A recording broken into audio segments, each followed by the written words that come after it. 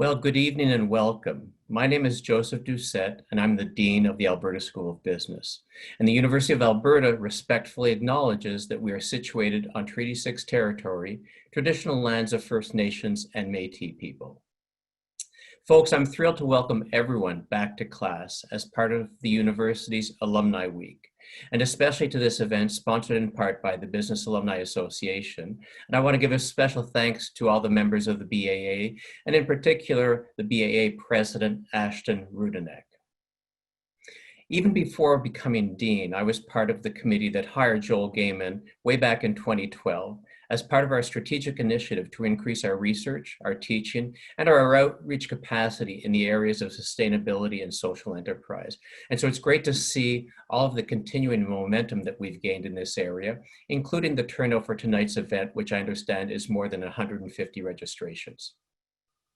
Now, the event this evening is in part attached to a course managing corporate social sustainability. And that's grown in demand over the years from 13 students in 2013 to 50 students this year. And so most of our MBA students now graduate having taken this course. And the course aims to equip tomorrow's leaders with frameworks and practical knowledge on how to deal with environmental, social, and governance challenges facing today's organizations. And the challenges range from climate change to equity, diversity, and inclusion to business model innovation and corporate governance. Some of the school's other activities in this area include the Canadian Centre for Corporate Social Responsibility, as well as many world-renowned faculty members working in this area. And within the MBA program, CCCSR also supports the school's Net Impact Chapter, which recently was awarded gold status, an honor it has received many times. So congratulations to all of the student leaders, past and present, many of them on the call tonight. And looking at the lineup that we have tonight, it's a real honor to welcome Chris Marquis. Chris is the Samuel Curtis Johnson Professor of Sustainable Enterprise at Cornell, and he's going to be talking tonight about his new book, Better Business. And I also want to thank and acknowledge the other panelists who are taking their time to participate with us tonight. Carla Heim is a senior advisor of purpose entrepreneurship at the Business Development Bank of Canada. Alison Schneider is vice president responsible investment at the Alberta Investment Management Corporation. And Tony Valente is principal at Switch Engineering. And so a huge thanks to the Net Impact professional chapter here in Edmonton for helping to organize the event. And I know that within that Net Impact chapter, there are many U of A MBA alums, many of them who took Joel's course in the leadership of the organization. And finally, I want to thank Carla and Alison for their corporate sponsorship and support of this event. And with that, I'm pleased to introduce my colleague, Joel Gehman. Joel is a professor of strategy, entrepreneurship, and management, and the Alberta School of Business Chair in Free Enterprise. Joel has been studying B corporations since 2013, and he's been very active in a group called B Academics, the B Academics Network, since its earliest days, and has helped found the B Academics, Inc., a nonprofit dedicated to advancing the state of academic study into business as a force for good. And with that, with my thanks for organizing tonight's event, Joel, I'll turn it over to you. Dean Doucette, thank you so much for that introduction, and great to have you here tonight. Well, everyone, welcome. It's my pleasure to introduce tonight's main event, Christopher Marquis. I first met Chris at the Academy of Management annual meeting, which is one of the large academic conferences that happens each year. As I recall, it was around 2011. I was still in the process of finishing up my PhD. And it's been my great fortune to come to know Chris as a colleague and a friend since then. Chris is a pioneer when it comes to studying B corporations, including publishing the first Harvard Business School case study on B Lab in September of 2010. Since then, in 2015, Chris was named the Samuel C. Johnson Professor in Sustainable Global Enterprise at Cornell University, which I have to give a little shout out. That's my undergraduate alma mater. He's also author of Better Business, How the B Corp Movement is Remaking Capitalism. His research and writing focus on how businesses are creating a more resilient and sustainable capitalism by focusing on the elusive triple bottom line of environmental, social, and financial performance. Prior to joining Cornell, Chris worked for 10 years at Harvard Business School, where he developed an award-winning course on social entrepreneurship. And he's the author of more than 20 peer-reviewed academic articles and more than 50 Harvard business cases on topics related to sustainable business and assorted similar topics. He's earned awards for scholarly achievement from both the Academy of Management and the American Sociological Association. He earned his PhD in sociology and business administration from the University of Michigan. And for any of you that go check out his CV, you'll be impressed. He has actually a total of 5 degrees, including 3 master's degrees in sociology, business, and history. Chris is joining us where he lives in New York City. And with that, it is my pleasure to invite Chris to tell us about his new book, Better Business. And please join me in giving Chris a warm virtual welcome. Great. Can you hear me, Joel? You sound great. Thanks, Chris. Yeah. Great. Well, thank you for the very sort of warm and kind introduction. Truly appreciate it. It's not often I have my 3 master's degrees mentioned in an introduction. I appreciate your sort of knowledge of my background. Must be sort of all the years we've known each other. So I'm going to switch over to sharing my screen right now, and really looking forward to discussing my new book with many of you. Great. So as Joel mentioned, the book is called Better Business, How the B Corp Movement is Remaking Capitalism.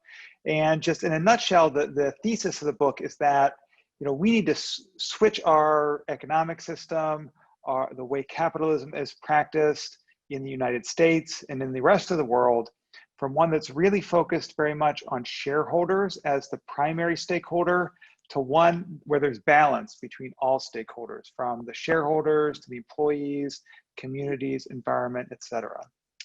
So even before, the COVID pandemic, sort of wrapped its way around the world and created all kinds of sort of disruption and challenges, both economically and socially, there was beginning to be increasing recognition that we needed to focus much more on broader sets of stakeholders, not just shareholders. So the Business Roundtable, US group of large CEOs from large companies, really was very clear that we needed to switch from a shareholder-focused system to a stakeholder-focused system. World Economic Forum as well. However, with the pandemic, clearly there'll be economic and social challenges, but I think also there's increasing recognition that our economic and social systems are part of the problem, why actually the pandemic hit us as seriously as it did, and that increasingly there's going to be a need for much more of a system focus, less on economic efficiency and more on stakeholders more broadly. So this idea of shareholders, shareholder primacy, what exactly is this exactly? So this stems from a well-known article in the New York Times Magazine from 1970, almost exactly 50 years ago. So we're very close to the 50th anniversary of this. You might have seen some stuff in the press. The New York Times last Sunday had actually an entire section of the magazine devoted to this article, and responses from, I think, over 20 notable people, from economists to Mark Benioff, the CEO of Salesforce, and other sort of business and other leaders. So the idea is just that, shareholder interests have a higher priority than any other stakeholder. And, Milton Friedman's argument basically was that, this was really the only fair way to do things, because if you have businesses focusing on social or environmental programs, that could end up leading to, sort of extra waste. And it was more efficient to have it done in a way where, businesses focus on profit, government focuses on everything else. This, seems somewhat reasonable. It was a radical idea at the time. At the time, actually, corporations were focused much more on their employees, providing that pensions, giving philanthropy in communities. But, even if it sounds on the face of it so unreasonable, it creates many unintended consequences. So things like stock options started to be used, because if you want to have companies just focus on their shareholders, you want to align the managers with the stock price. And so this idea of options came about, and really over the past 30 years has led to tremendous inequality. So sort of the argument of the book is very much that this idea of shareholder primacy has led to some of the biggest social problems of our day. So it's not necessarily large companies in and of themselves, not necessarily capitalism in and of themselves, but capitalism practiced in a way where it really focuses very narrowly on shareholders. So economic inequality, particularly in the U.S., but I've seen in other places I've visited in the world, has just gone through the roof in the last 30 to 40 years. You can see here at the time when Milton Friedman wrote his article, the average CEO pay compared to the regular workers was about 20 to 1. And it's well over 300, increasingly almost 400 to 1 in more recent years. And so, this is sort of an indication that, with this increasing focus on stock options, that, inequality has just jumped dramatically. Another thing is environmental externalities. So when the companies are very focused, very narrowly on profit, many things like controlling pollution and other forms of waste fall by the wayside. So this is from a really interesting report, this graph by the data collection agency TrueCost, where they've actually looked at how much the environmental cost of different industries is. And this is, so you can take various pollutants that get produced, and there's actually economic weighting that can be done to them, based on the health damages, other damages to the environment. And it turns out, there's many many industries where 10, 20, 30% of the actual revenue produced in the industry, this isn't just profit, actually is captured by the pollution that occurs. So it really sort of questions the idea that the industries that we have in the world, if you actually factored in the cost of their environmental footprint, many would be actually losing money. So like I mentioned at the outset, there's definitely some thinking that this needs to change, this system needs to change. I mentioned the Business Roundtable, there's some logos from some of the well-known CEOs. Just about a year ago, they said that, we used to actually have a statement that said businesses should treat shareholders as the most important constituency. Our most important objective is creating profit for shareholders, our owners. And they switched the statement of the purpose of corporation to say we need to actually be much more focused on stakeholders, broader stakeholders, employees, communities, the environment. This got a lot of press at the time, but what the thing is that it's actually a lot easier said than done. It's very easy to say we're going to be, stakeholder driven. There was just a report in the New York Times yesterday. I don't know if many of you saw it, but actually there was a study done by some academics from Oxford and other places that showed that the companies that signed on to the Business Roundtable agreement were actually less likely to be responsive during COVID. So maybe they really meant very well, but actually with the institutions that exist in our world, corporate law, securities law, market incentives, norms that exist from sort of the culture of business being very profit driven, it's actually very hard to break out of this paradigm of shareholder primacy. And this is where I see the B Corporation movement coming in and being a very powerful antidote to that, because it's not just about the words, being focusing on society or the environment. It's actually about the sort of systems and processes of how to actually accomplish that. And there's two different axes upon which you can sort of categorize the tools and processes. So one are governance tools. So B Lab, the nonprofit that sort of started the B Corporation movement and certifies companies as B Corporations, actually has been very active in changing corporate law in the United States, has changed the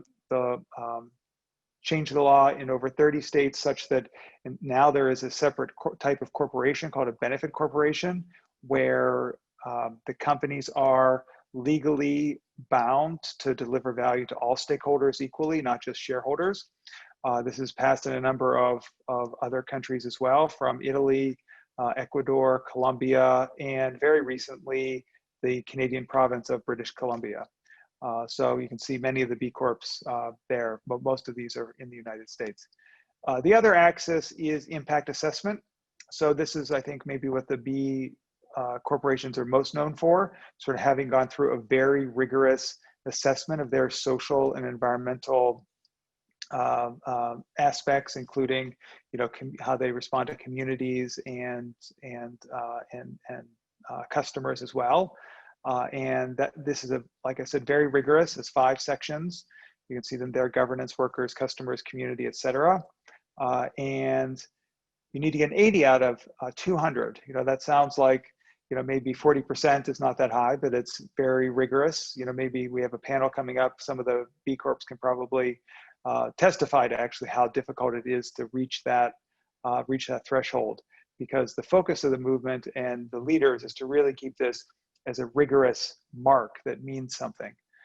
So it's not just where the companies are reporting on this. There's actually a process where, B Lab reviews it, verifies some of the information, in some cases actually does a formal audit of the company.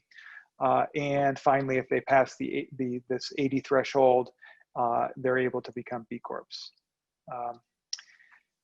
When I had the 2x2 diagram, I mentioned what I see as very important about the movement is that it creates a series of tools and processes.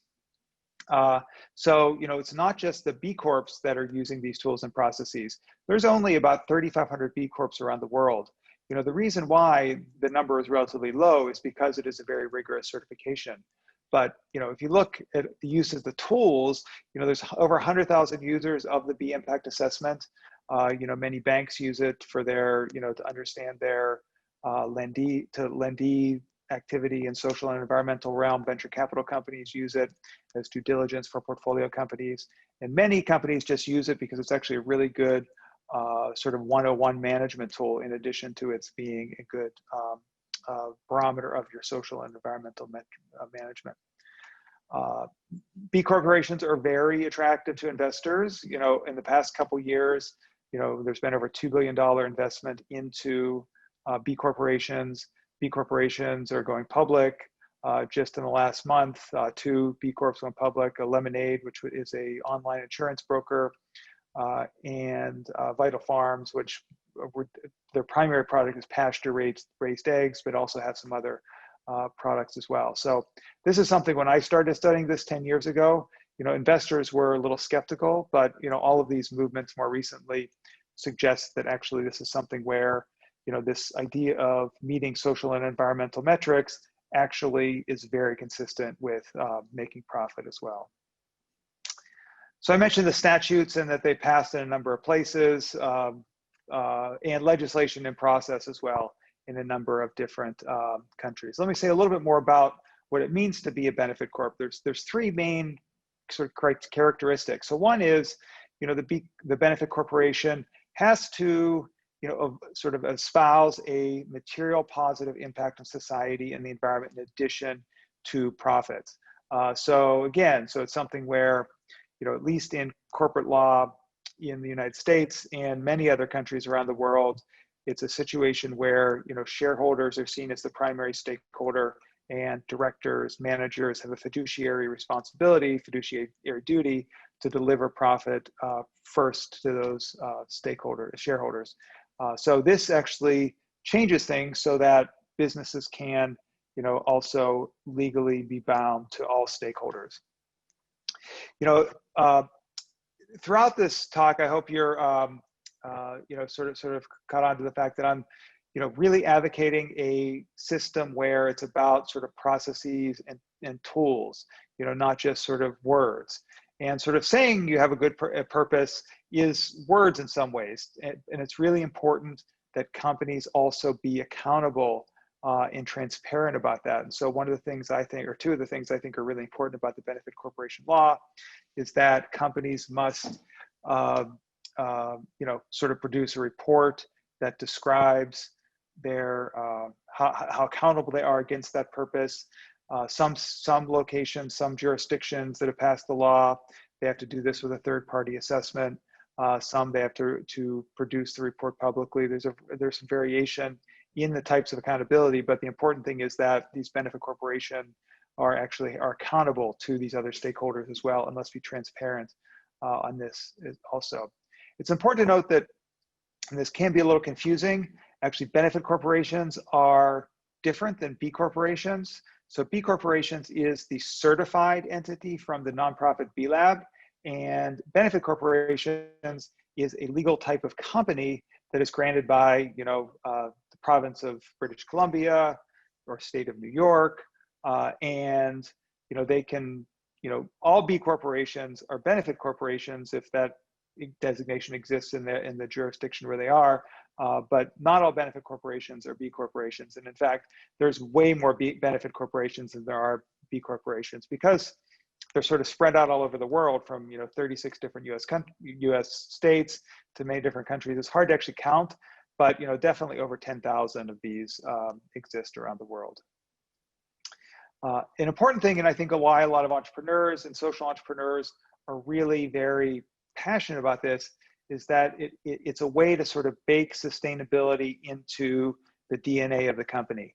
So here, Jan Schneider, the sort of very famous founder of Patagonia, when California, where Patagonia is headquartered, passed its benefit corporation statute, Patagonia was the first benefit corporation in California, and this is what Mr. Schneider said.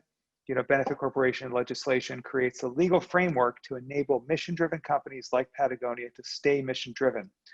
It institutionalizes the values, culture, processes, and high standards put in place by founding entrepreneurs. So this is a way, the other founders of Patagonia, early team, they created a company that had a very special set of values, mission, particularly oriented to the environment. And this is a way for them to sort of lock that in and not have it be pulled apart by either investors or others if it had a different sort of legal framework. B corporations are sort of widespread as subsidiaries of major corporations. Probably the two corporations that have focused on B corporations the most one is Unilever. You can see on the right there, Unilever having, Seventh Generation, Ben & Jerry's, Puka Tea, and a variety of others. Danone actually has, as of last count, I think 20 B Corps under its corporate umbrella, including the North American subsidiary, which serves the US and Canada. Many of you have the Danone products in your refrigerators, be it Dannon yogurt, Oikos yogurt, Silk soy milk, Horizon organic milk. If you look on the packaging, you'll see a B, and a B with a circle around it. That means that it's a B corporation. Other sort of ones, you can see Athleta, which is a subsidiary of Gap, Fetzer, subsidiary of Conchi Toro, etc. One of the things that's actually happened over the past month is B Lab has announced a new program called B Movement Builders. So even companies like Patagonia, Seventh Generation, a few $100 million in revenue or over $1 billion in revenue, are relatively small nowadays compared to these global multinational giant companies. Like Danone, for instance, has 20 subsidiaries. It's overall, Danone is a $30 billion company. Over $10 billion of that sales is in the B Corp subsidiaries, and Danone itself is committed to become a B Corporation by 2025. This is the $30 billion parent company, but it's actually really hard for larger companies to go through the rigor of that certification. Many times they have, many different legal subsidiaries, and just the scale and scope of these companies makes it more of a challenge to sort of jump into this movement. So this idea of B Movement Builders is a way to help large multinationals more gradually on-ramp into becoming a B Corporation. And you'll see some of the ones up there, Danone and Natura, the two on the right. Natura actually is a B Corp, and it is a multinational out of Brazil, cosmetics company, owns the Body Shop, owns Avon. In Danone we've discussed. And the other ones are everything from, you know, a steel company, a retail company, and flavor and fragrance company. So one of the things I find really appealing and encouraging about this is that, you know, they're doing it in sort of a cohorting fashion. So, you know, all of these leading companies will be able to work together, they'll be able to learn from each other, and they'll be able to create a set of new standards and practices that other large multinationals can actually learn from as well. So I think it's a, you know, really big deal. Global movement, you know, it's, you know, there are more B corporations outside of the US than inside the US. So it started in the US, but it's expanded. You know, the biggest areas, non-US areas are Europe, South America, Australia. I've listed some of the non-US companies here, BDC, which I know is Canadian, and Carla Heim will be joining us later, but everything from Natura, Roshan, the one on the top. I don't know if anyone's heard of Roshan. It's actually the largest telecommunication provider in Afghanistan. Yeah, a variety of other companies. Another important aspect of this, and it's important to think, you know, this week, you know, the UN's in session. There just was a session yesterday about business and the Sustainable Development Goals. You know, the Sustainable Development Goals are these 17 global goals put forth by the UN for sort of problems for the world and states to solve. You know, things from sort of, you know, poverty, you know, sort of having better institutions, et cetera. And the issue is that these are not actually, as they're put forth by the UN, super operational for business. And B Lab partnered with the UN Global Compact to create what is called the SDG Action Manager. So mapped this B impact assessment to the 17 SDGs and then created new metrics to fill in the gaps. And this provides a way for actually businesses to sort of track themselves against the SDGs. And businesses are increasingly doing that. It's starting with B corporations, but you know, this actually provides a mechanism for business, in addition to sort of societies and nation states and cities and other sort of geographic and political entities to work on these important goals together. The final thing I just want to say is about, you know, this is all well and good, but you know, unless consumers are actually able to care about this and act on it, we'll always stay at stay sort of at square one in many ways. Increasingly, consumers have been voicing interest in companies with values. Millennial consumers in particular, I know in the US, my students over the past decade, there's been like an exponential increase in their interest in this topic, in which means also they want to work for employers that care about these issues, where you know, their values really align with the company, be consumers of products and services that align with their values. But in many ways, it's actually very hard to tell which companies are doing good. You know, there's this phenomena of greenwashing, where companies, you know, say they're doing a lot of really, you know, progressive and great things in the environmental and social realm, but actually maybe are not.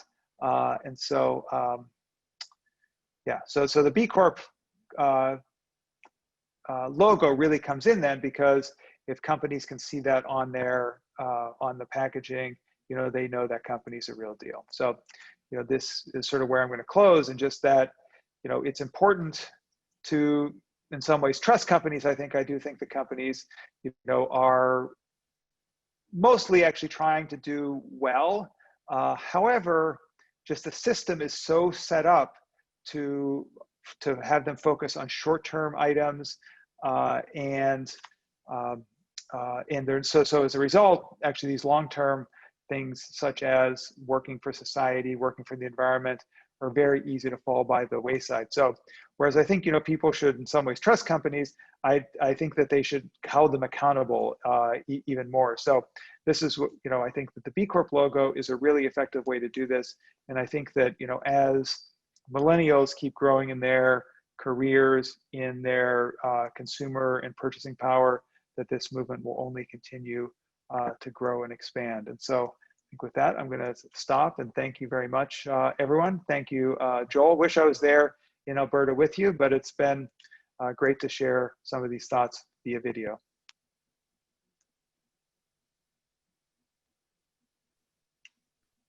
Fantastic. Please join me in giving Chris a big round of applause, at least virtually. It was awesome. Thank you so much.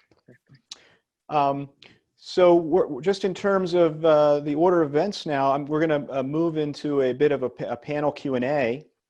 And we have 4 different panelists with us tonight. So first off, Chris, who you've just heard from. Next, we have Alison Schneider from AIMCO, Carla Heim from BDC, and Tony Valente from Switch Engineering. I'm going to give each of them a longer introduction, but before I get to those, I'd like to invite all of the other panelists to turn on their cameras and join me on screen. So I'll give everyone a minute to assemble.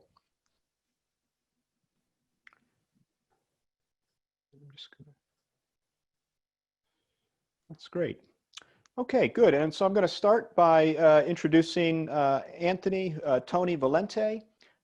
He's the principal of Switch Engineering, and he has over 18 years of experience in construction management and engineering design, over 12 years of experience in engineering and municipal infrastructure, and over 10 years of experience in land development.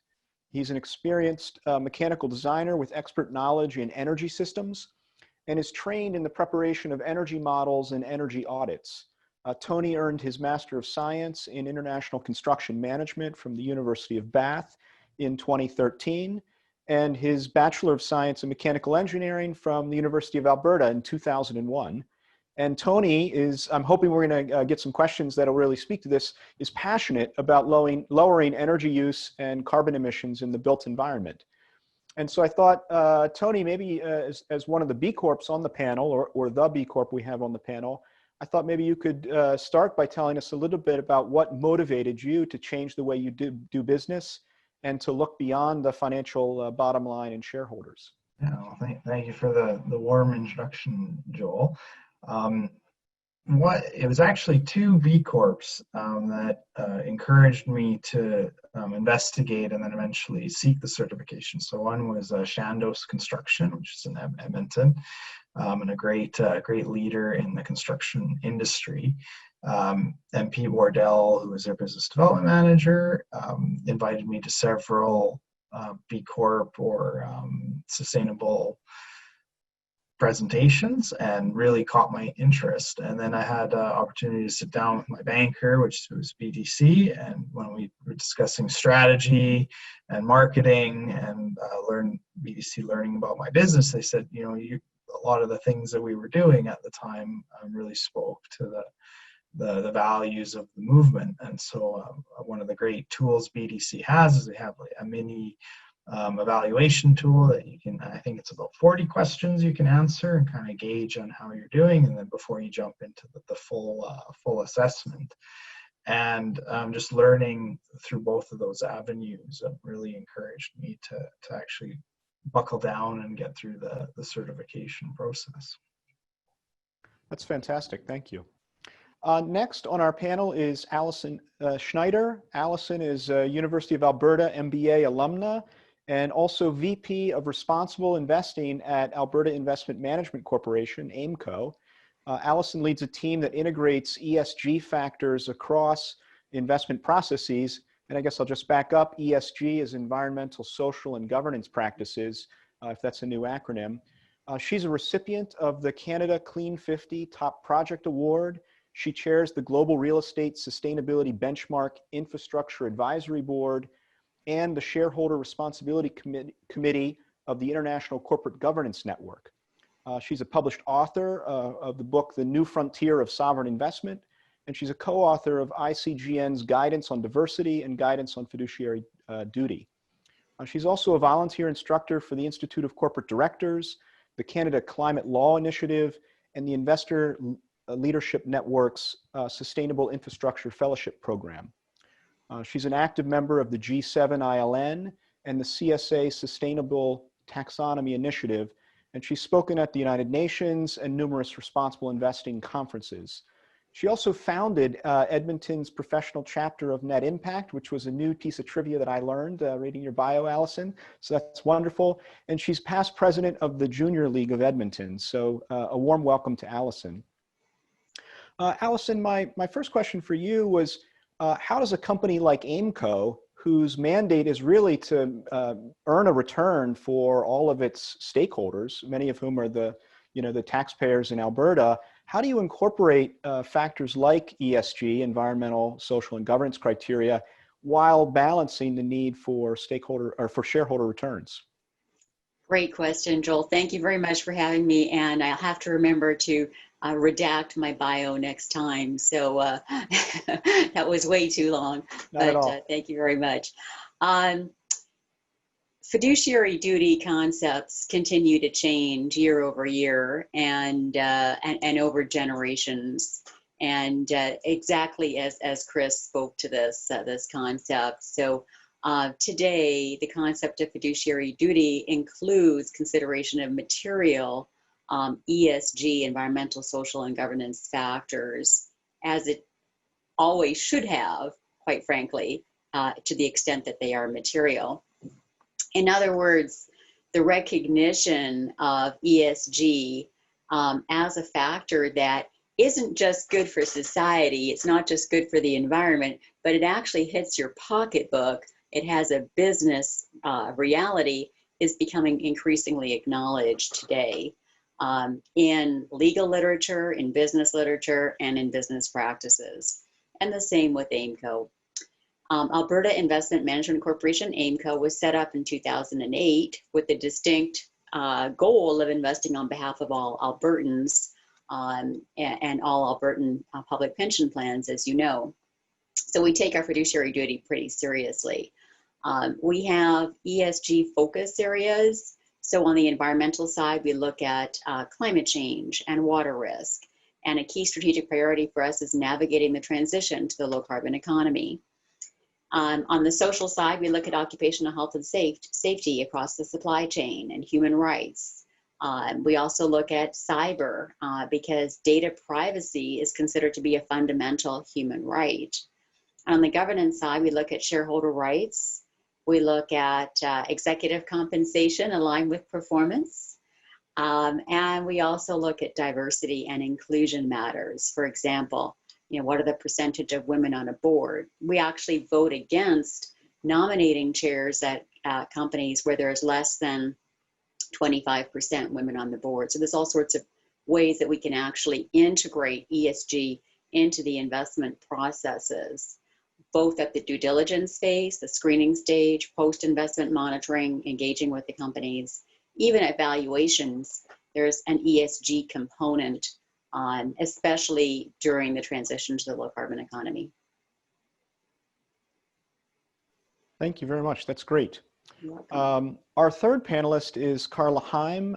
Carla is Senior Advisor of Purpose Entrepreneurship at the Business Development Bank of Canada. She is the leading figure in the national movement of entrepreneurs who use business as a force for good. That is, they create for-profit companies that help build robust communities that are inclusively prosperous and climate resilient. She's a national expert in B Corp certification, and that's how I first came to know Carla, was through my research in this area.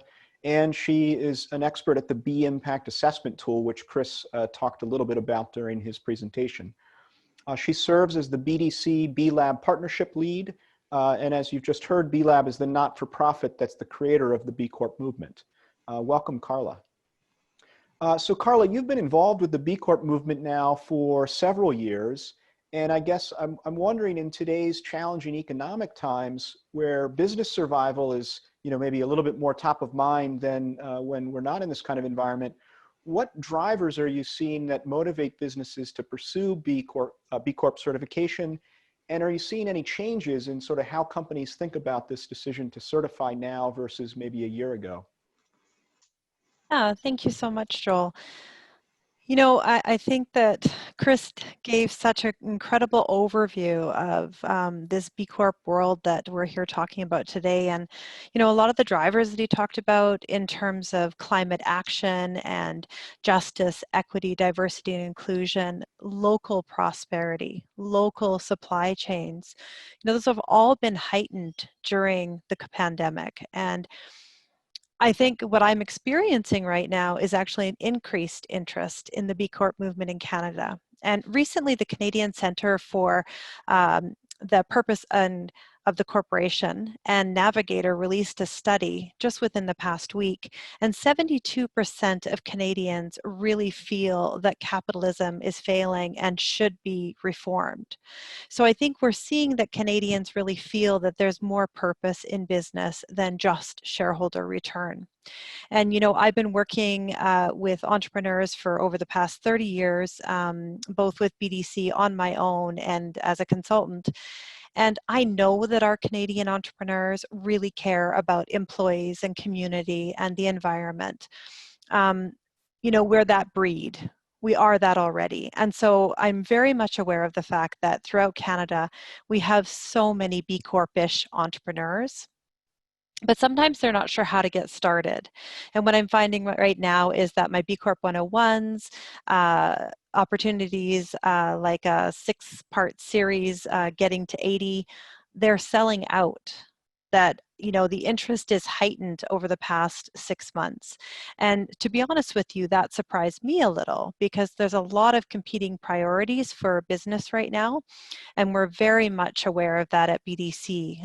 You know, just actually being resilient during this time is taking up almost all their energy. But they're also looking at their business and they're saying, you know, how do we future-proof what we're doing? What are the risks to my business going forward and how can I be successful? And so those types of questions are really fueling the interest in B Corp because it's becoming more visible.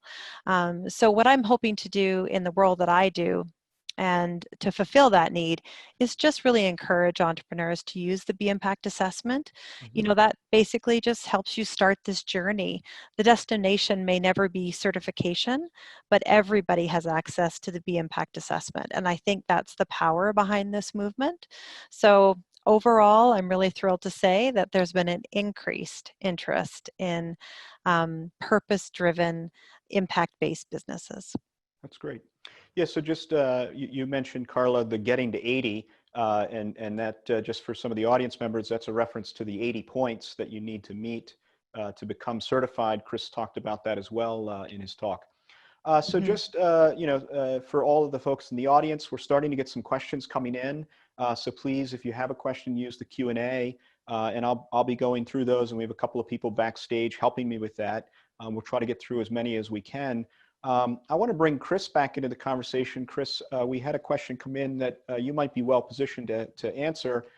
And the question is this: are corporations legally liable to meet the requirements they promised when signing up for their B Corp certification? And second, do you think we'll reach a point in our lifetimes where the laws and regulations effectively ensure that all organizations are B Corps? So essentially, can we get rid of the need for this certification because it's become so widespread? So sort of a two-parter. Very good question. So the first one, so if they're benefit corporations and they have and espoused in their governance documents, articles of incorporation, a benefit to a certain community, the workers, they potentially could be sued for that. I mean, there's no example of that happening. Like, you know, the number of cases have occurred through the, you know, 70s and 80s and 90s where companies have sued, where shareholders have sued the company because maybe they're not, you know, it's in an acquisition point and they're not actually taking the highest bid. So there's been sort of suits against companies for financial, like shareholder issues, but benefit corporation idea is relatively new. And so, you know, while they technically are legally liable, there's not been any, you know, cases yet to actually sort of nail that down. On the second question, you know, I hope so. You know, it's, you know, some of the people that I've talked to that have gone and, you know, they've been senior executives at large companies and gone and become like sort of ambassadors for the B Corporation movement. This is exactly what they say. You know, they go out there and they're talking to large companies and they're saying 20 years from now, it's not going to be, you know, why be a B Corp? It's going to be, why would anyone do business any other way? And I think that, you know, in the US, there's some movement to create a sort of a national B Corporation law, National Benefit Corporation law. This is part of actually Elizabeth Warren's presidential platform. She had this Accountable Capitalism Act, which is based on the benefit corporation idea. And there's some other senators that are interested in this, although, I don't think they have the votes at this point to get that through, but, maybe, it's encouraging that there's actually people that are working on this, and I'm someone who's relatively optimistic. I hope that, we'll have a change in the U.S. political direction, and the votes will be there. That's great. So I'm going to ask a question now to all of the panelists, and Alison, I'll make a small adjustment to it for you, but you can tell me if it's needed or not. But so the question is this: it seems like the motivations for the B Corp attitude are primarily altruistic. Can you elaborate on the competitive advantages that can be gained by companies that conduct business in a B Corp style as opposed to the traditional way, so that the more selfishly driven companies can be persuaded to take on this strategy? I'm going to keep going. It's a little bit of a lengthy one, but hopefully we hold on to this. And then there's a question about, has any research shown that organizations that adopt these practices perform any better financially in the long run? So I guess the small adjustment for you, Alison, maybe think about it in more general ESG framework terms, because I don't think you've probably invested in any B Corps, so although maybe you'll surprise us. And then for the other three panelists, maybe your reflections on, can you make money by being good, or what happens to that? I don't know who. I'm happy to jump in and just say that, oftentimes I talk about the business case for looking at ESG factors, which I think is a similar related question here.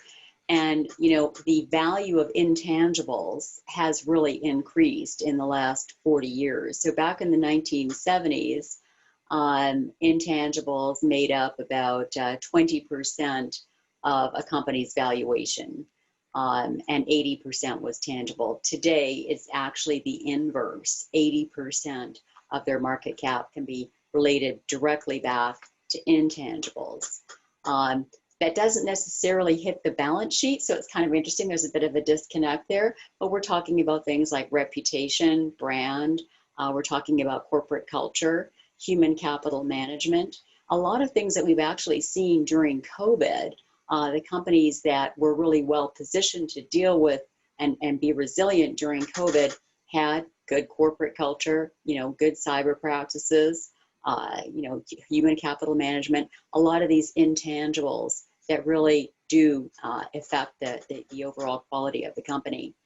And so I think it's related to what you're talking about here. And yes, I'm not sure that we're invested in a lot of B Corp. We might be invested in Chandos. I'm not sure. I'd have to go check. But we certainly look for investments in companies that overall are doing well in terms of ESG. And even if they're not doing well in terms of ESG, we actually see that as being a value add. We actually have a mantra that is voice over exit. We prefer to engage with a company and make a meaningful difference rather than divest in that company and lose our ability to influence them and unnecessarily reduce the investable universe. So we're actually trying to transform and change the world that we invest in while investing in it and make it a better world. Good.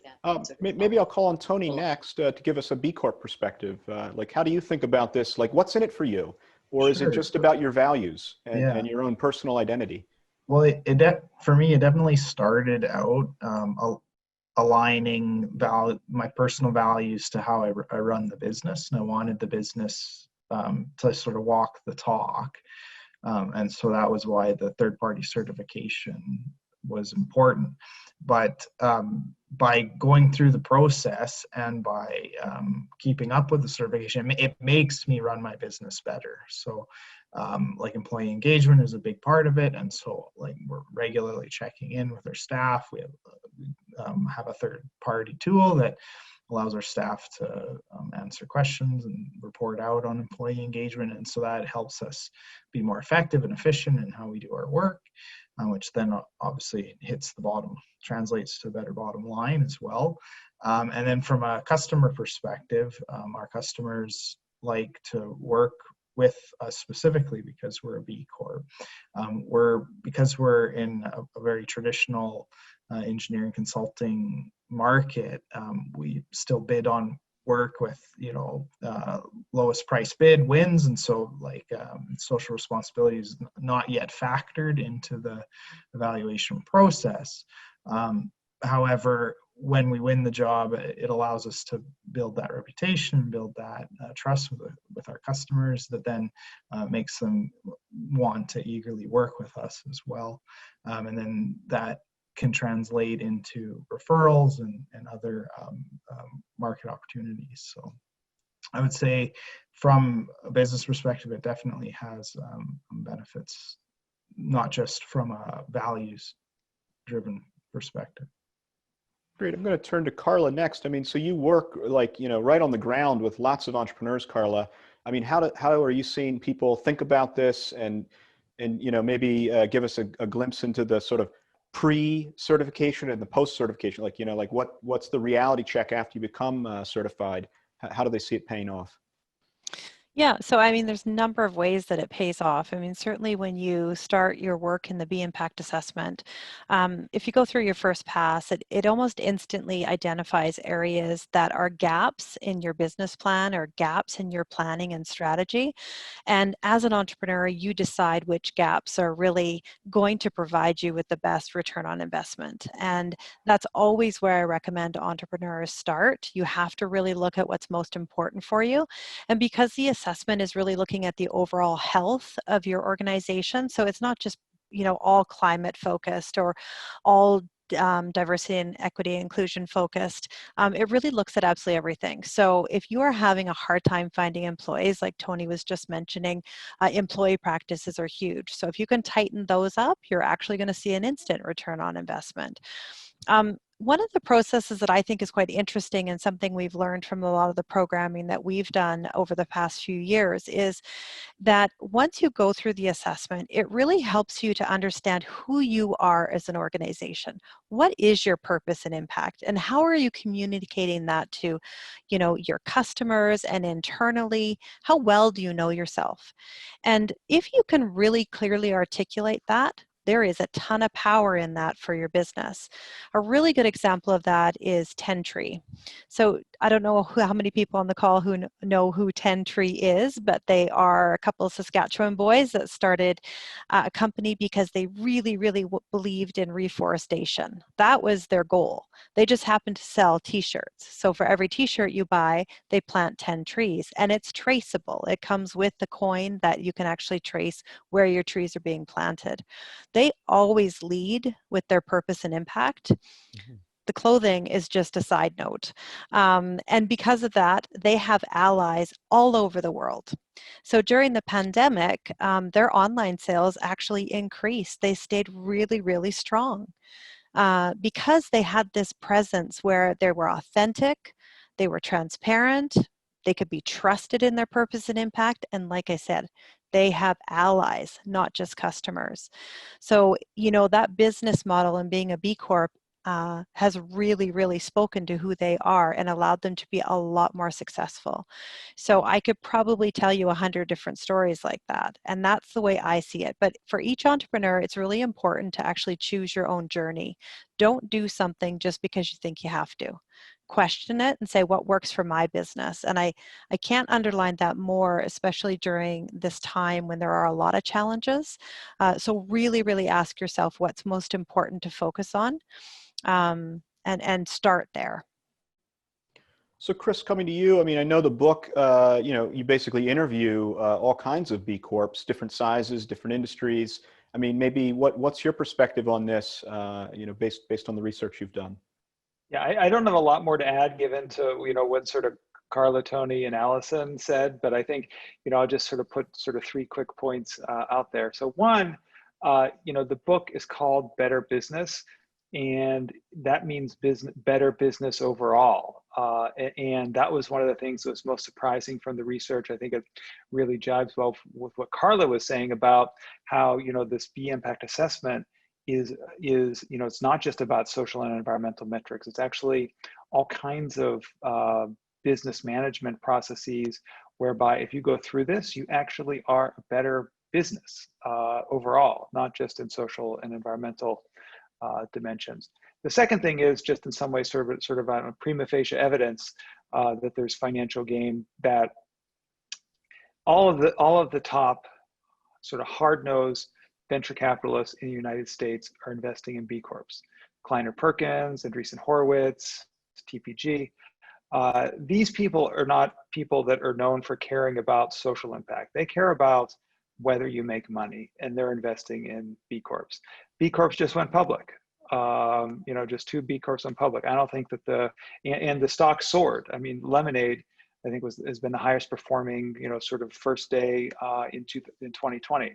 So that would not happen if they were not sort of financially viable. The third thing I want to say, and it sort of connects to a little bit to what Tony was mentioning about his employees. People ask me, where the biggest benefit is. I think it's around sort of an employee factor, biggest economic benefit. I think, on the reputation and brand, it's, consumers have to know that what a B Corp is more before that provides a lot of value. But I think the values that it gives employees, the companies I studied, retention way higher than their peers. There's people lining up outside the door to actually come work at many of these firms. And, in today's day and age, we're in a war for talent. And if you can get better employees and hold them longer, not have the HR cost of continual turnover, I mean, that's a big savings and gain for your company. So those are sort of, I would say, 3 things on value from my research for the book. Okay, great. Thank you. So next question, I think, for everyone is really about the difficulty of certifying. So the question is, what are your thoughts on the difficulty of obtaining the B Corp certification? Is upholding the high standard of the certification worth the possibility of losing potential businesses who may not have the ability to meet all the certification standards? And how is this played out in the real world? Would there be any benefit to reducing the requirements in order to get the more businesses in? So really kind of a question about the certification strategy of a firm like B Lab. And, Alison, maybe you can think about this in terms of some of the other certifications in the ESG world as well. I'm thinking like Dow Jones Sustainability Index and some of these other, markers. Tony, what are your thoughts? I mean, like, do you wish the bar was lower? No, I think it, going through the process, I think the questions and how they evaluate is very fair and transparent. And the purpose is to really encourage a business to do better and to strive for more. And an interesting side note is once you start evaluating your business and you see deficiencies maybe that you hadn't thought about just by answering the questions, it really encourages you to make those better for next time around. My journey through certifications, I just jumped right in and did a lot of it myself. So it's not insurmountable if a small engineering company can get through it in about a year. But as Carla has shared in the chat, there's so many resources. I know both University of Alberta and Grant MacEwan have programs to help encourage businesses to go through the certification. And I myself have met with 3 different owners of companies talking about my journey and how I can help and encourage them to get the certification. So with the supports that are available, I wouldn't characterize it as challenging, but it does make you want to run a better business. And so that has to be aligned, the business owner's values with that program. That's great. Carla, do you want to chip in here on your thoughts on sort of how hard the bar should be to get over? And Yeah, it's funny that you asked that, because a few years back at one of the B Corp Champions retreat, a question was posed to the 3 founders, and they were asked if there was ever going to be a B Corp Light, and they just flatly said no. The certification is meant to be hard, and I think if you're thinking about it as so hard and unattainable, you're thinking of it as a destination. really try to think of this as a journey. Most will certify just at the 80 mark. They'll just get over that bar, and then you have to recertify every 3 years. And so what they do is they look at their business, they plan, they improve, and usually their score goes up, or they, some will just remain where they are. BDC has been very consistent in our B Corp certification, and I was really disappointed last time we actually lost a point, so it was hard for me. But most companies will look at improving their business and hopefully improving their score. It's really hard to get a high score. I will share that Assiniboine Credit Union recently certified in Manitoba, and their score was 166, Wow. which was absolutely incredible. It's like the 6th highest score globally in the community. So we don't see that every day. That's pretty darn incredible. Most are around the 80 to 90 mark when they certify the first time. So what I encourage people to do is really look at it as a journey. Maybe you're not going to certify in 6 months. Maybe it takes you 4 years, but use that B impact assessment as your planning and strategy tool to maybe slowly improve some of the metrics that you want to improve. It is rigorous. It's hard. Like Tony said, you can do it on your own. We try to provide some guidance on it because some folks need a little bit more help coming up with the policies and procedures, but embedded in the B impact assessment are so many tools, policy and procedure examples, metrics, example outcomes. So they really do try to give you as much information as you can. So a lot of businesses will do it on their own. Some choose to do it, say, with you, Joel, a little bit of help, or with, universities that are offering MBA students to maybe help. We have the cohort program, Getting to 80. That's a reasonably priced program to help folks. And then some folks actually will hire a consultant to help them out. But so there's lots of different ways to achieve certification, but do think of it as a journey. I think that's critical. Good. So Alison, I'm going to put a little twist on the question. I'm looking at another question that came in directly for you, and that I think is in the same spirit here. And the comment is, AIMCO's due diligence seems quite comprehensive. And the specific question is, does AIMCO put B Corps through the same due diligence before investing, or would you see the B Corp certification and then ignore your due diligence? I don't know if you've actually invested in B Corps, but I guess maybe reflect on, to what extent would a third-party endorsement, sort of stand in for your own due diligence, and when would you do your own, I guess? So first of all, we would never have another certification stand in for our due diligence. In the world that we live in at AIMCO, the ESG integration process varies for each asset class, okay? So we don't do due diligence necessarily for all asset classes to the same extent. So where we do, mostly on the illiquid side, so for real estate, private equity, infrastructure, we're going to be evaluating based on a company's current governance, their policies, their processes, their protocols, and we're going to be asking for evidence to demonstrate that what they say they're doing is what they're actually doing. So yeah, we would do that. And by the same token, AIMCO also tries to demonstrate transparency. So we're a signatory of the UN PRI, so we fill out a PRI survey every single year. We also are a member of GRESB. So on the real estate side and the infrastructure side, we ask our infrastructure assets and funds to also fill out the survey, and we sometimes assist. And so we're also holding ourselves to that same type of scrutiny, where we have to demonstrate that we have the policies in place, we have the protocols in place, and here's the evidence to show that we are paying attention to ESG. So I think these are all really good questions, and I think it causes us to delve deeper. I think it causes us to do a better job, to ask, why do we do what we do? How can we do a better job?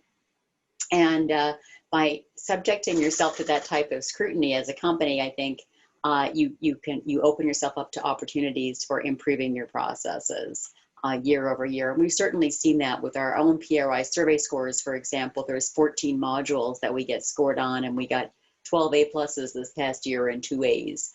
And definitely exceeded the peer benchmarks. There's a lot of reporting frameworks out there. So another word of advice might be that if you're not able to make the bar with the B Corp, try something else or tell your story in a different way. We talked about SDGs at the beginning of this meeting. Are the SDGs important to you? What are you doing in relation to the SDGs? Where do you think you really make a difference?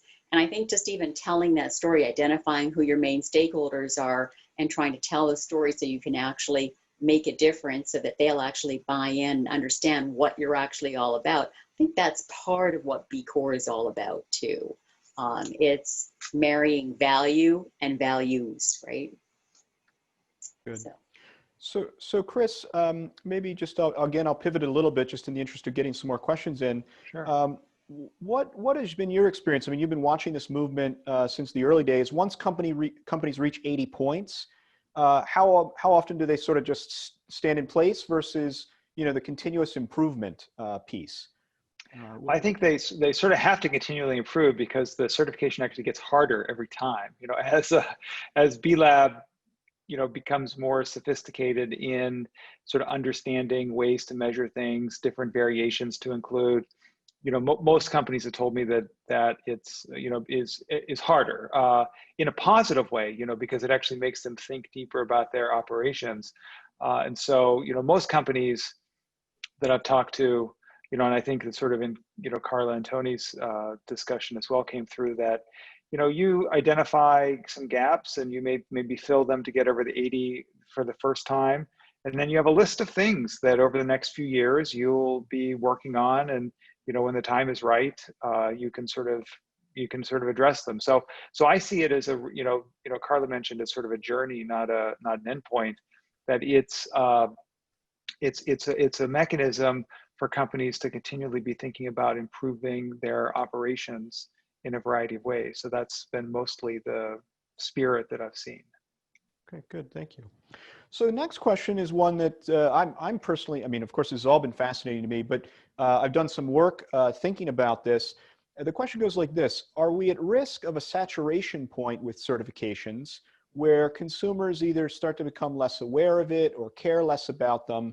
It seems there's a certification for everything now, and maybe consumers would become more skeptical. So what are your thoughts on this entire, sort of certification movement, and how are you seeing entrepreneurs and consumers dealing with this? I don't know who might want to jump in to start. I can comment Yeah, a go little ahead, bit Carla. on Yeah, that. yeah.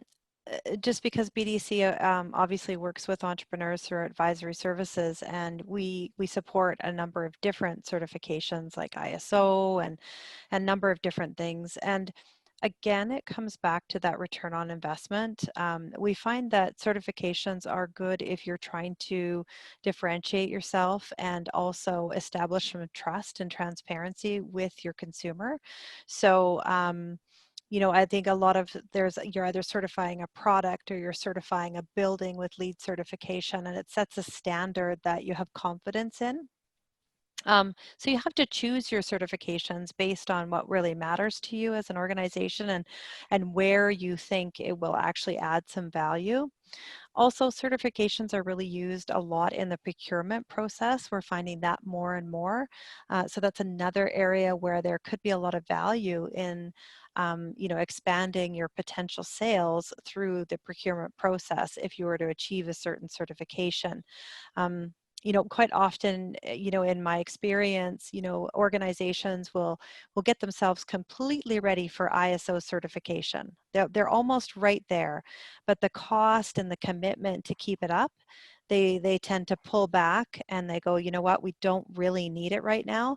But the minute it appears on an RFP or it becomes an incentive that would actually push their business forward, they will certify. So, and I think that in the B Corp world, even the founders and B Lab US Canada recognize that, you're not going to change the world with certified B Corps, but you will change the world with the movement and the the effort around the B impact assessment and encouraging these behaviors. And eventually someday you're not even going to need that certification because everybody's there. So it just really depends on the certification that you choose to go forward with. But I agree, sometimes you'll see the back of a label and there'll be 12 different stamps on it. Some companies really want that recognition. Others, really pick and choose very carefully which ones to go forward with. Tony, I'm kind of curious, how do you make use of the certification, if at all, in your business development activities and sort of as you pitch yourself? Yeah, so for us, we definitely try to market the business with the B Corp certification, because often our customers, we could be the social good they do by hiring us, and so there's that opportunity to promote ourselves and sort of work in partnership and with their social responsibility. And then speaking towards just certifications in general, as an entrepreneur, there's some that, yeah, it's like required. You just have to get it, and whether there's a cost or if it's substantial or not, it doesn't matter, because in your industry or in your business, it's sort of the ticket to the ball. And for us, specifically, a core certification, so certificate of recognition through the Alberta Construction and Safety Association. So we need it just to be compliant to bid on jobs, and so that's a given. And then what ends up happening is they somewhat build on each other. So like a key requirement of our core certification is a health and safety manual, which then can be used as part of our B Corp certification. And I know several other B Corps do the 1% for the planet, where they give back their money, and that's recognized in the B Corp program. So I think it's a little bit industry led, that which certifications that you might want to pick, and then others are just part of aligning your business values too. That's good. Alison, is this a question that makes sense for you? Because I have another one as well. I could pivot a little bit. I'm not sure. Well, I think there's a couple ways to answer this. Your microphone looks like it's not picking up. Oh. Can you hear me? Yes? Okay, great. Yeah, so there's a couple ways that we can look at this. So basically, we see certifications a lot in the real estate asset class, LEED and BOMA Best, etc. It really does make a difference. So we find that, in fact, we don't invest in real estate in Canada unless it has a certification. So, that's another impetus for why a building might want to become LEED or BOMA Best certified. So it depends what it is, but there are a plethora of certifications and reporting standards, and I get that, ISOs might be really difficult for some companies and expensive for some companies to actually achieve that. It does make a difference. AIMCO is also involved in a CSA transition taxonomy initiative right now, so with the Canadian Standards Association, to develop a transition taxonomy similar to the EU sustainability taxonomy. And I think this is kind of an interesting way to look at things as well, in that what this is trying to do is to basically establish what the criteria would be for a company that's trying to affect the transition to the low carbon economy to be able to qualify for funding, or for an investor to say, I'm going to buy that bond, that transition bond that's going to help this company, affect the transition to the low carbon economy. So I think that a lot of these certifications serve a really useful purpose. And in terms of sustainable deal flow, I see these certifications being really helpful. Now, the CSA sustainability taxonomy, it's not happened yet. Like, we're in process right now. A couple of my team members are on the oil and gas subcommittee for that. And so, stay tuned, maybe later this year or early next year it'll come out, but it'll be serving a similar purpose to the EU sustainability taxonomy, but one that is actually, I think, even more exciting, because it's not about being sustainable. You haven't already got there. It's about getting there. So actually affecting that transition. So I think that there are other opportunities there for certifications, but I totally get the fact that It's difficult, it's complicated, it can be expensive, and there's a plethora of reporting mechanisms which all seem to be competing with each other. We are also noticing a trend towards synthesizing, harmonizing some of the different regulatory reporting requirements. So there's something called the International Integrated Reporting Council, that is trying to do this and actually basically streamline reporting so that you report on your material ESG metrics within the context of your financial statements. So, that may actually be one way to make sense of this going forward. But in terms of, and I know I'm talking about disclosure frameworks and I'm talking about certifications, but I think that they're sort of interconnected.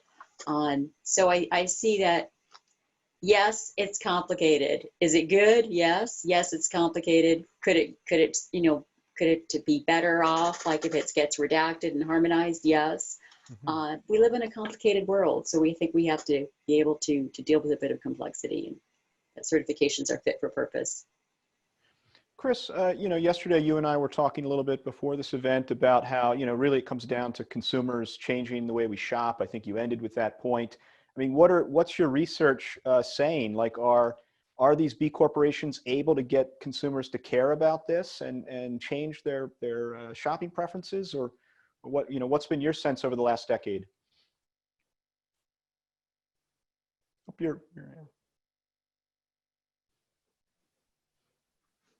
So my sense over the last decade is we're on a trajectory of increasing awareness. I think a lot of consumers care, but I think awareness is a challenge. I must say that if you think about the different constituencies that the B Corp movement touches, I think there's been tremendous headway in the legal realm. So all these legal changes that have occurred, investment realm, the extent to which, private equity, venture capital, mainstream invests in B Corps now in the public markets, big companies coming on board. I think the next sort of constituency that will hopefully sort of explode in awareness and recognition is consumers. And to my the research I did, it does suggest that is coming along somewhat. So a number of the companies I talked to said, and it goes to the certification question as well, that they already have to put 3 other sort of labels, certification badges on their product. They're just not space. Maybe they're a tea package, or maybe they're, some bar. There's not a lot of sort of space on their packaging. And so, didn't want to actually put the B Corp logo on there because they felt that it, maybe consumers didn't know it. Many of those companies have changed their mind actually and added it over the past number of years because they've seen it, really gain attention in the among consumers. And I think it has to do a lot with some of these large companies like Danone, that the B logo is now on a ton of packaging that is in people's houses. Athleta, another large B Corp that has the B label on its tags. It's a division of Gap and has stores all over the place. And so I think that one, the trend is moving in the right direction. 2, I think it's partially some function of the fact that there's a lot of large B Corps that are now putting the logo on their packaging. And these are kind of things where it's like an exponential, where now all these other companies that didn't have it on are going to put it on. And I think that the idea of conscious consumerism and millennials' interest in this is there. And I'm optimistic that it will only increase in the future. Very good. So I have a pair of questions. You started to mention Danone. One of them is actually about Danone specifically, and then large companies more generally. So maybe we can tackle these as a pair. So the first question is, do you see the involvement of large corporations such as Danone in the development of the BIA as potentially the industry trying to influence the certification, is reciprocity a necessity? So I guess one, maybe Danone is trying to shape the certifications in ways that favor them is the question. And then the second question is really kind of the opposite, which is maybe large companies would really find it difficult to go through the B Corp certification due to their large size and complexity. This could be balanced, I guess, by the fact they have a lot more resources they could throw at it if they make it important. And so what's your take on these kind of competing tensions, I guess, in the certification? One, that the large players might influence it, or, you know, or on the flip side that they, you know, they might not want to participate given all the complexities involved. So on the first one, I think is a very astute observation. I don't think it's large companies. I think, you know, a certifying body, you know, there is a natural conflict of interest that exists because they collect fees from the people they certify, and there is, you know, and you want to collect more, you know, sort of, you know, the organization wants to collect more fees, so maybe lowering the standards might be a way to actually do that. So there is sort of this natural potential conflict of interest that exists. So let me say, so there's something that B Lab is very cognizant of. You know, first of all, they're a nonprofit, get most of their money from foundations. So it's not that they're sort of actively wanting a revenue stream. Second of all, I think, I don't know, it was maybe after the first set of standards, they actually separated the standards creation into a separate standards board. So actually the entity that collects the money is legally separated from the one that actually, you know, creates the standards. And so I think these are some of the, I mean, I think that, like I said, I thought that question was very astute because there is, you know, this natural conflict of interest. And I think it's important to think about how to actually manage that, sort of large companies or not. The second question on large companies. The kind of the complexity piece. I mean, you know, we're seeing Danone has certified all these brands, and that's my understanding is you got to go like country by country, brand by brand. I mean, it's a lot of work, right? Yeah, so that's why I think this new program, B Movement Builders, potentially is useful. You know, to the question earlier about sort of watering down the standards, you know, this is you know, could be seen as potentially doing that because it sort of is this, you know, they get to sort of be part of the B Corp movement but have this sort of slower on-ramp. But I don't think that's the case. I think that, you know, recognizing the complexity of large companies, you know, it's important to be able to create different ways to actually, you know, sort of become certified. You know, the Danone North America, which I wrote a Harvard case study on and looked in depth at its certification process. Just that was one organism, not a multinational, and it had 5 separate legal subsidiaries, so had to go through 5 separate B impact assessments. You know, they answered over 1,500 questions, which seems like a ridiculous amount. And I can't even think of, you know, a company like Unilever that is which is also a big fan of the B Corp movement. I think it's in like 89 countries. You know, how to go about doing that is very complex. So I think this on-ramp, which requires companies to, you know, start certifying subsidiaries, start actually using the BIA to assess their business in different ways, and then ramp that up every year, that you have to sort of, you know, there's an incremental delta that you have to do every year, I think is a useful way to help those large companies meet the rigorous demands. Carla, I would be curious if you could comment from the perspective of BDC. I mean, you're not a multinational, but you're certainly a pretty large organization. Any reflections on your own you know, certification process? Yeah, so I mean, it's very rigorous, and we are the largest B Corp in Canada. So interestingly enough, a year ago, B Lab actually split the process up. So there is a small to medium to large type assessment, and then there's a like large to multinational assessment. The processes are very different now. So for the multinational and for the large, you have to go through a lot of more steps. So you have to have a discovery phase, and then you have a scoping phase, and then you go into the assessment. So it's actually a lot more detailed because, as Chris mentioned, when they did Danone, that was a huge project because they only were working off the one assessment type that they had. Another organization say that, well, they had 78 different assessments to do. And that was laureate education. So they had to actually compile all of that data in order to certify them. And of course, that just stalls the standards team. It's a huge, huge effort. So a year ago, they split them up. So I think that was a really good step, because it sort of shows that the standards team is saying, okay, we need to treat multinationals differently, and it has to be a lot tougher of a process. At BDC, it will be the first time we're going through the large assessment when we recertify in 2021. Because they didn't have that before. So I've been looking through it, and it is more rigorous. There's new sections to that assessment now that are industry specific. And of course, they're really building out the impact business models within the assessment as well. So you have operational questions, but then you also have your impact business model questions, which are really more rigorous and about real outcomes. So not everybody's going to have them. Right now in Canada, 24 certified B Corps don't even have an impact business model. So it's quite interesting. So things are changing, and it's getting more rigorous. So I think there's confidence there. And as Chris said, the Standards Trust is completely separate now from the US Canada B Lab, the organization that's really working on business development and helping folks certify. And then globally, they're all independent entities. So they all report back into the Standards Trust if they want certification. So there's a lot more control and separation between those two entities, which I think are helping. So I haven't gone through the certification with the new Standards Trust, because I think it's handled a bit differently. So I'll report back and tell you how that goes.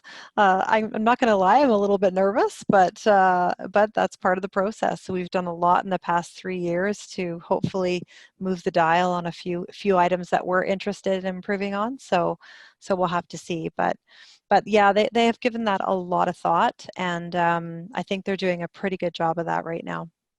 Good. Thank you, Carla. I'm going to ask you a couple of pointed questions, one for Tony and one for Alison. So Alison, Tony, this question is coming from one of the students in my class, and she's asking, what's the value for the real estate industry of going sustainable, and what are the measurements that you would look at for recognizing whether sustainability has been achieved?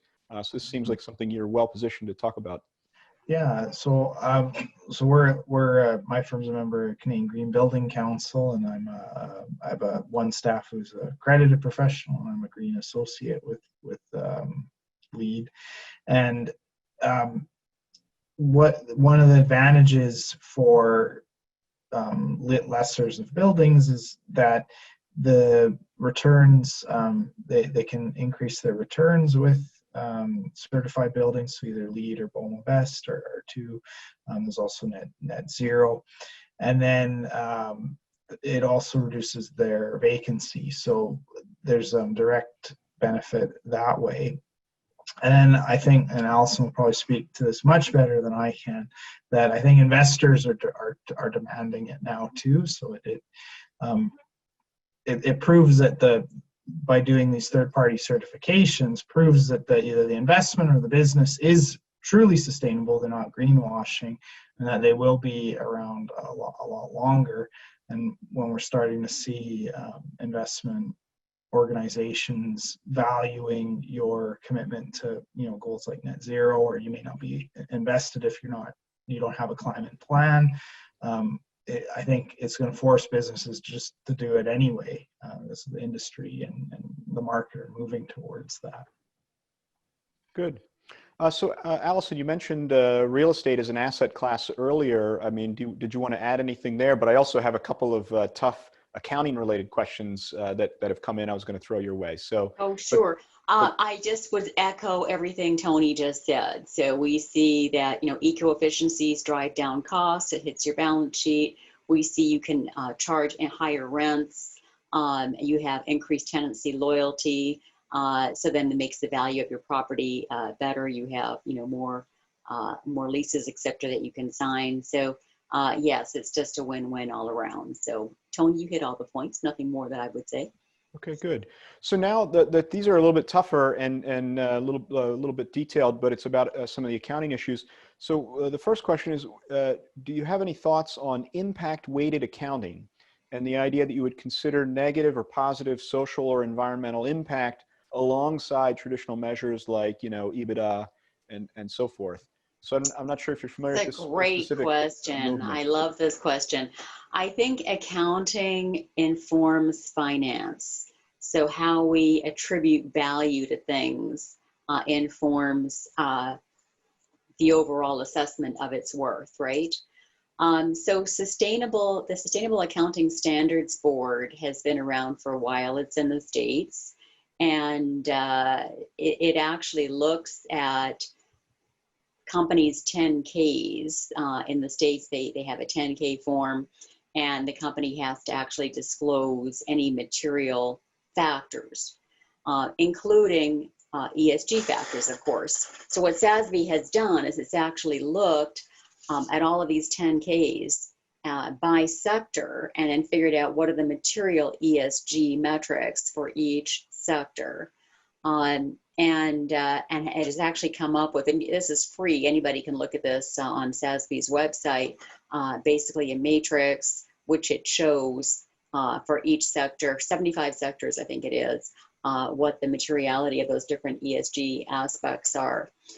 So from that standpoint, there's already efforts underway to go ahead and weight, right, according to sector, weight those ESG factors into your overall assessment of that company's value.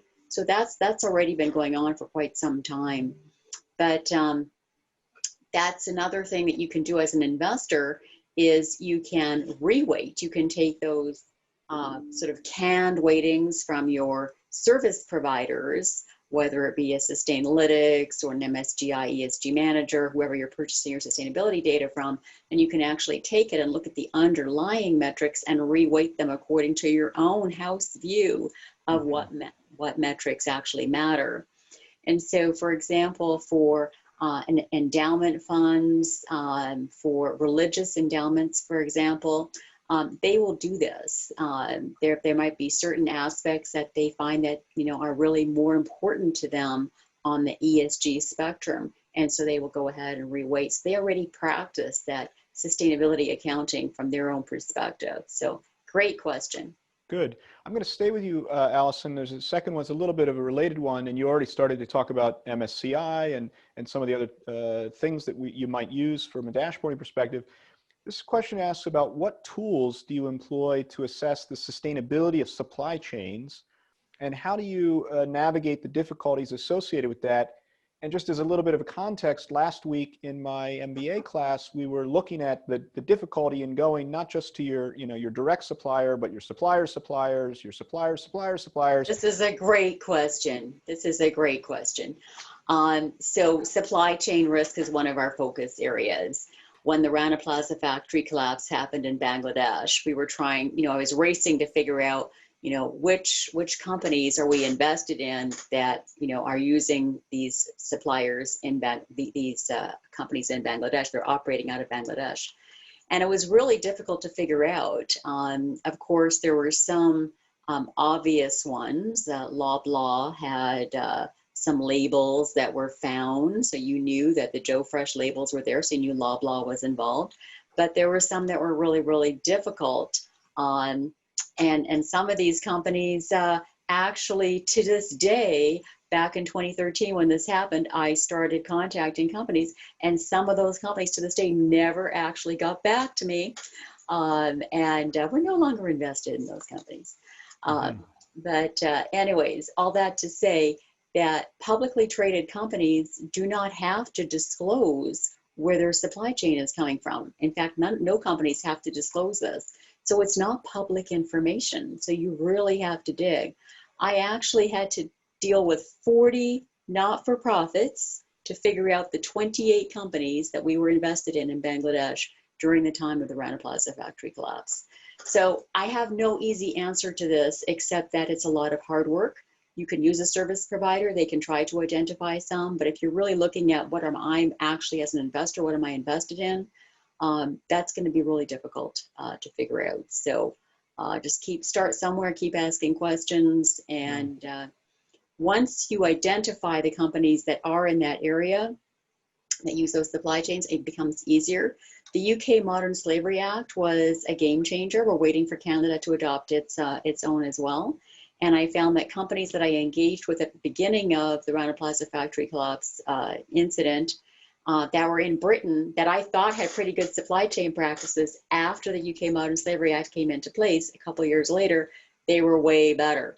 And they were way more transparent. And they now actually do disclose their supply chains. Fascinating question. There's so much happening right now in supply chain management. We see a lot of companies diversifying their supply chain so that it's not so much from Bangladesh or China in particular right now. But yeah, there's no easy answer, I'm afraid, except service providers are obviously working on it too. So Tony, I'm wondering, what are your thoughts? I mean, when you're like, you know, I don't know the full scope of your business, but when you're specifying things, how do you think about these supply chain issues? You know, are you finding clients want to know where stuff comes from, or they just want to know that it meets certain kinds of specs? Like, what are you finding? Yeah. So in a more general sense, our clients typically want us to specify equipment based on a performance level, and specifically on public sector contracting. It's also kind of a critique I have of a bit of the public sector procurement policies is that they don't quite value any sort of social procurement in their evaluation. So it's like, it meets the performance, cheapest price, we award. And so things like this webinar and Chris's book are great on educating people on the importance of it, because you know, the cheapest price doesn't necessarily mean the best value. At the same time, with LEED certified projects, so in their version 4, they actually, for manufacturers, for you to get points in the building products, there has to be a whole kind of cradle to grave report on all of the products. And right now, they're just focusing on disclosure. So if you want to earn the LEED points, your building products need to have this disclosure. The next step will be it needs to be good. So like a carpet manufacturer could have like really terrible products that are really pollutant, but as long as they disclose that, you can earn the points. In the next version of LEED, that won't be allowed. And then we're seeing with like building code in both, you know, about Alberta and across Canada, that we're moving towards the practices that are coming out of LEED. And so, you know, the bare minimum is going to be coming up to what, you know, what LEED silver would have been 5 years ago.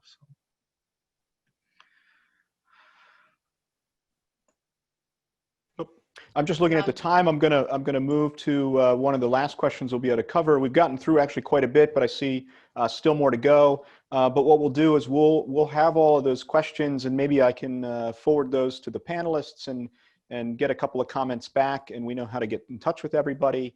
And so maybe we can make some publicly available answers to the ones we couldn't get to.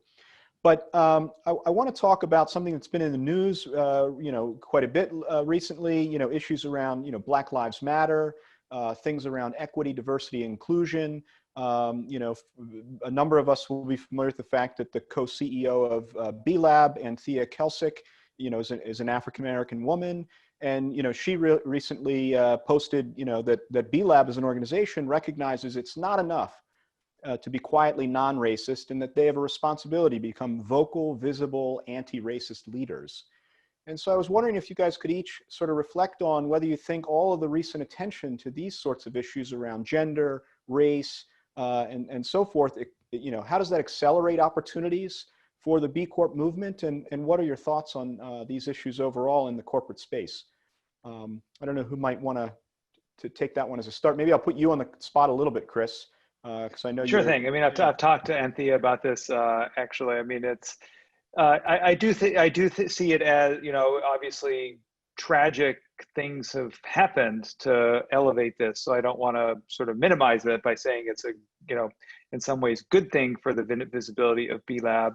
But, you know, B Lab, you know, the diversity, equity, inclusion, or now sort of justice, you know, equity, diversity, inclusion, JEDI, is really been a cornerstone of the B Corp work for a long time. They have something called the Diversity and Equity and Inclusion Challenge, where companies actually specify different metrics that they're interested in improving. And then there's some sort of help and attention on actually improving that. I must say, I've talked to a number of companies that have gone through this, and it's easier said than done to actually transform your organization on these issues. And so I think that, having mechanisms to help improve, like the Diversity, Equity, Inclusion Challenge, the BIA, is a service to companies to actually become, more inclusive broadly. So one thing I think it's actually, the world in some ways is lucky it had to have B Corporation movement, because it can help them in this. There's the tools and processes to help them actually become better on this. But then also, because there's so much attention and B Lab is so vocal about it, I also, to your question, agree that it is something that helps the movement gain more attention and visibility. So I see it as reciprocal, positive, although of course don't want to minimize the horrible things that actually led to this coming to the fore. You're on mute, Joel. Thank you, Chris. Alison, how do you guys think about issues of race and gender and the larger suite of justice, equity, diversity, and inclusion issues as you're thinking about your investments? We certainly take it seriously, and so diversity has been a key ESG focus area for us for quite some years. We were more focused, to be honest, on gender diversity before the Black Lives Matter and before the tragedies of recent times. We've become very involved in advocacy on this matter. We take that seriously as well. We feel like we have a responsibility to speak out in conjunction with the other institutional investor peers. And in fact, right now, there is a Canadian investor's statement that's making the rounds that is being facilitated by Responsible Investment Association that I actually had the honor of helping to draft.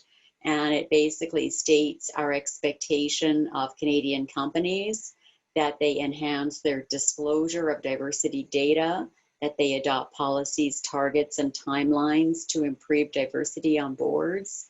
And that specifically they try to align their representation for senior managers and their board members with the racial demography of Canada, inclusive of BIPOC, so Black, Indigenous, and people of color.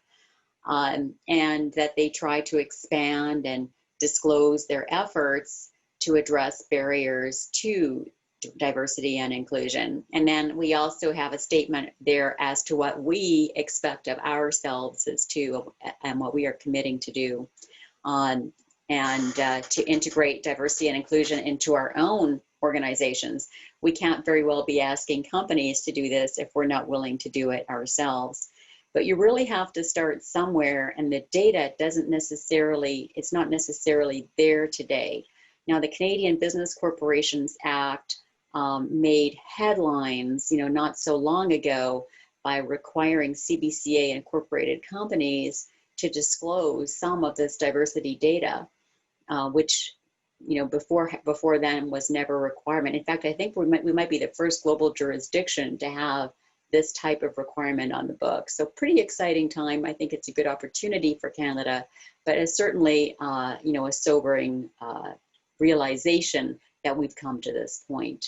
But the time is now to act. Very good. Tony, how do you think about this, as a smaller business, a more entrepreneurial business? How do you approach issues of EDI? And how does this conversation change anything for you? Well, I have to say I was incredibly grateful of B Lab's resources that they've provided. So for us, it was fantastic to be able to at least just increase our own learning around around the water cooler and have more appropriate conversations. Prior, we had diversity and inclusion policies, but in discussions just personally and with my staff, having a policy is not enough, and so we took Anthea's challenge and responded, what are we doing? And having a really good retrospective on how can we do better. And so we're working with another organization that's also a B Corp that is going to help us work through ensuring that we don't have any implicit racism in our policies and things like that. So start there, and then building safe spaces where we can have these conversations, and then move the needle a little bit further, and eventually looking to our vendors and suppliers to do the same. Very good. And Carla, what are you seeing, both from the BDC perspective and then with the entrepreneurs you're working with, around these issues? Yeah, I think it's a very difficult time, and I think a lot of businesses really want to fix this right away. That's almost the way they're responding. We need to fix this. We need to do something. And the change needs to be well thought out. It needs to be socialized. It needs to be done for the right reasons. And so there's a lot of nervousness, and a lot of people have a lot of fear around it, which I think is totally normal.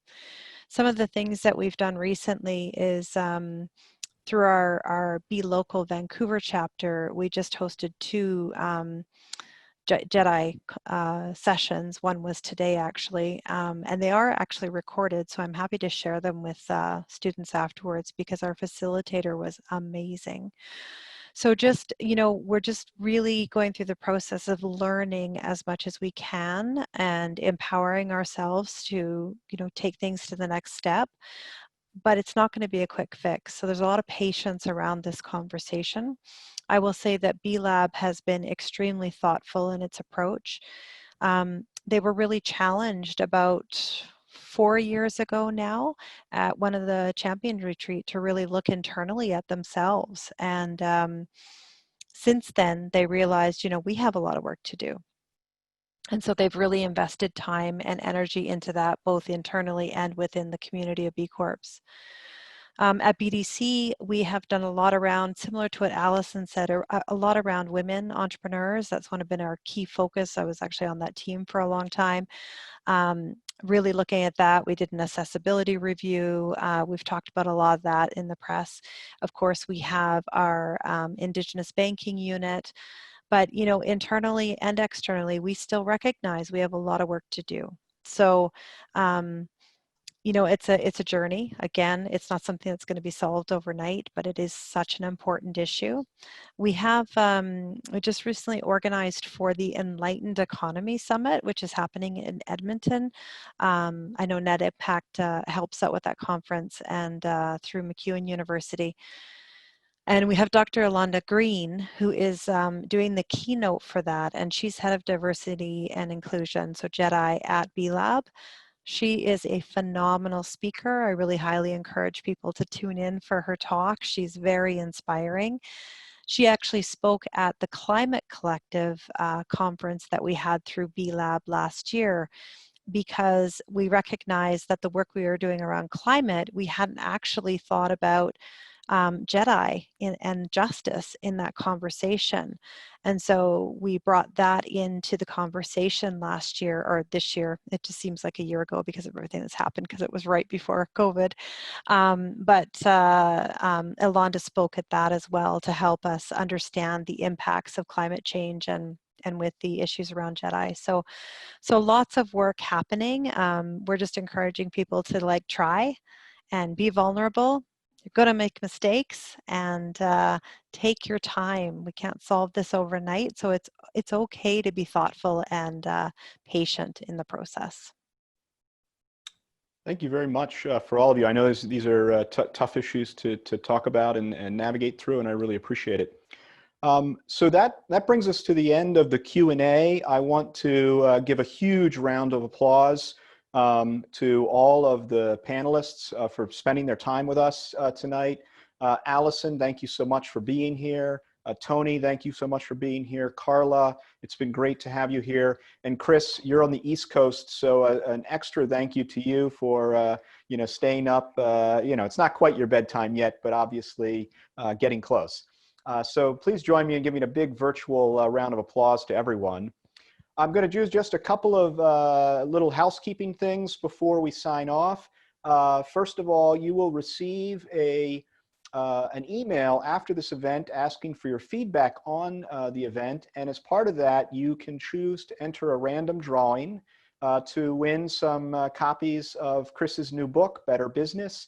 And I want to give a special thank you to Carla and to BDC for sponsoring those. So stay tuned, look in your inbox for that invite.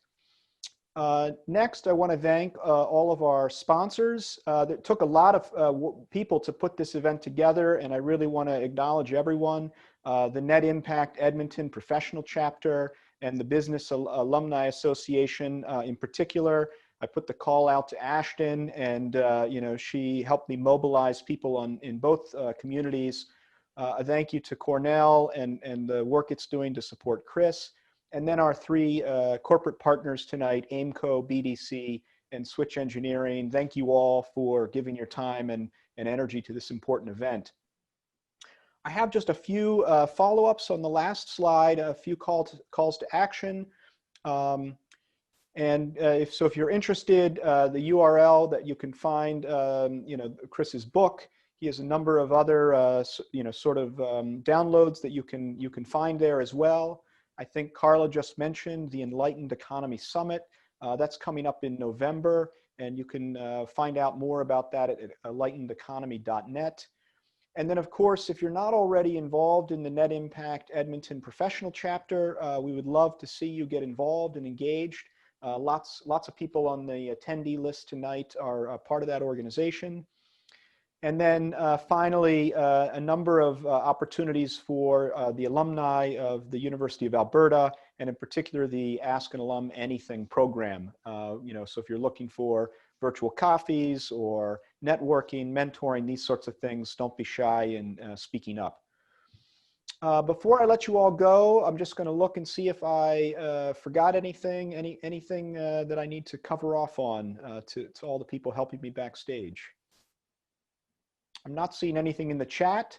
So with that, I'm going to say good night to everyone. Thank you so much for spending your Wednesday and coming back to class with us. And I look forward to seeing you all in the real world soon. Good night.